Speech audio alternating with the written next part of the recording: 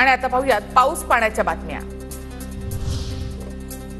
मुसळधार पावसामुळे आता सध्या पुण्यातला भिडे पूल वाहतुकीसाठी बंद। पुण्यातील बाबा भिडे पुलाला पाणी लागलं। पुण्यातील मुसळधार पावसानंतर खडकवासला धरण 100% भरलं आणि त्यातून पाण्याचा विसर्ग सुरू करण्यात आलेला आहे।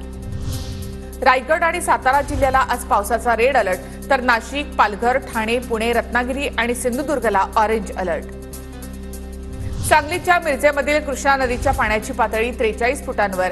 कृष्णा नदीच्या पाण्याची पातळी इशारा पातळीकडे वाटचाल, नागरिकांना सतर्कतेचा इशारा। कोल्हापुरातील राधानगरी धरण 92% भरलं।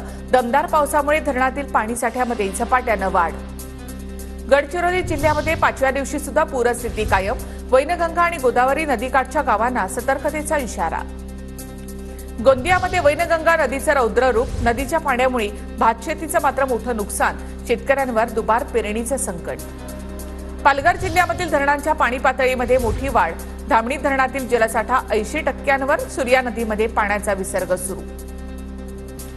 नाशिकच्या इगतपुरीमधील कपारेश्वर महादेव धबधबा प्रवाही, धबधब्यावर पर्यटकांची रेलचेल। कोल्हापूर जिल्ह्यावर पुन्हा एकदा महापुराची टांगती तलवार। पंचगंगा नदीच्या पाण्याची पातळी 42 फुटांवर, 81 बंधारे पाण्याखाली।